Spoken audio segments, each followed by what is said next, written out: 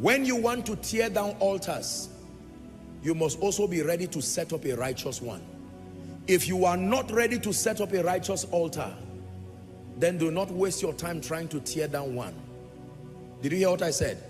Every time you are tired of the speakings of an evil altar and you want to tear it down, then you must be prepared to take the responsibility of concurrently setting up a righteous altar that must be initiated by light, maintained by discipline.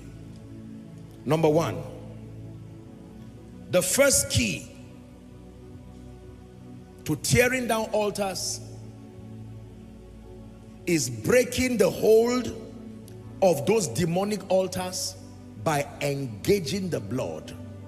Breaking the hold of those demonic speakings. Breaking the hold of those ordinances.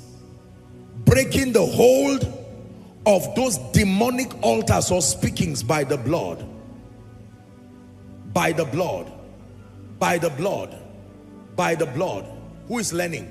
You want to tear down demonic altars?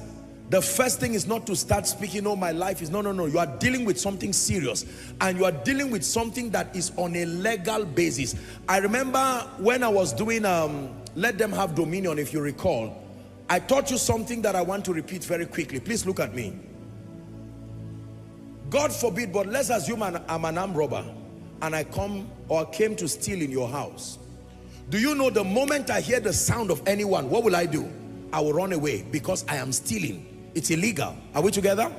But let's imagine that someone lied to me that your house were his house. Are we together? And that he could give me access to it. And I now paid for it. If I hear you coming, will I run away? No, there is a legal basis. So when you are dealing with legalities in the realm of the spirit, there are rules of engagement. Are we together now? You don't just cast and bind spirits arbitrarily. Please look up, please look up. As much as we love to cast and bind, is the reason why our casting and binding does not produce results. Because when demons are operating based on altars, there are rules of engagement. Not even Jesus Christ casted sin out of man.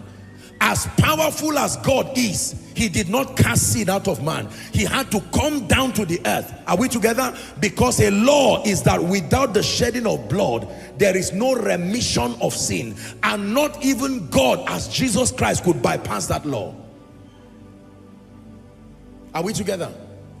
So when you want to dismantle evil altars, the spiritual instrument that is responsible is the blood of Jesus. My God, I wish I had the time.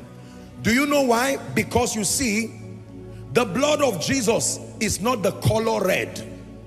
Take that out of your mind. That's not what we're talking about.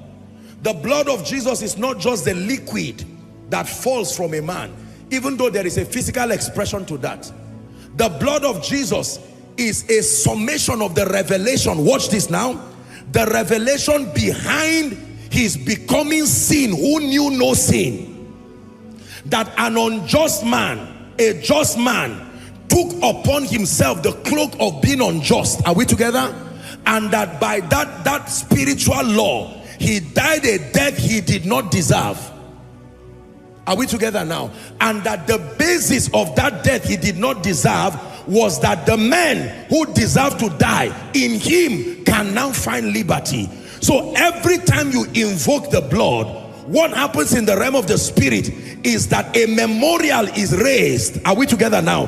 That memorial echoes the fact that an unjust man went through something, a just man went through something he should not go through. That means no matter the basis of the accusation, because of the liberty that just man has brought, you are free. That is the thing about the blood. You have to understand this. Now, most believers shout the blood of Jesus, but they don't even know what they are saying. Others just mean the liquid, the red liquid of Jesus, like that thing you transfuse to a patient who is not feeling well. You will never get a miracle that way. Blood is an instrument of mercy to you, but an instrument of justice before judgment. Most people think the blood is an instrument of judgment. No, is an instrument of justice. It raises a memorial. The judge himself being God, not Satan. He is the judge of all the earth. So every time the ministry of the blood is invoked, that memorial is raised in the heavens. How that a just man, sinless, became sin, carried the sin of all the people. Are we together? Every accusation brought upon Jesus was false, so that every true accusation upon you, by his verdict, you are also free. So, Satan has a name with respect to the ministry of liberty. He's called the accuser of the brethren.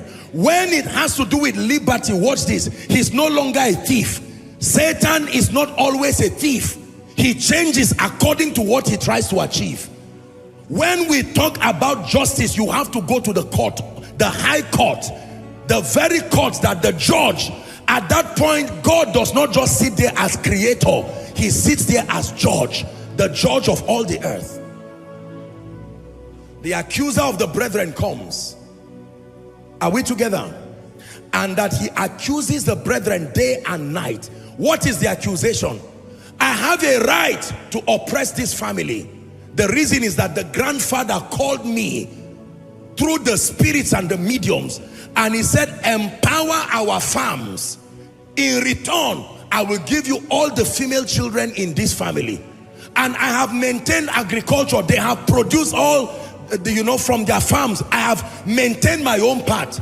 Now a young lady, a young guy, because he came for koinonia, he's asking me to lose my 150-year-old grip over that family. It does not work that way. Watch this. So if you now come and say, well, I think you must go. No. The system of justice must have a basis. Ask our judicial people. Even when they met out judgment, it is not based on sentiments. According to section this, subsection this is the penalty that follows such a thing. Are we together? Do you know that in the court of law, now I'm not a judge, but I know this much, that in the court of law, you can have the truth, but if you don't know how to communicate it, you will still go to jail. So having the truth is one thing. Knowing how to communicate it in a way that relates to the laws that govern you. Bring forth your strong reasons. Bring forth your strong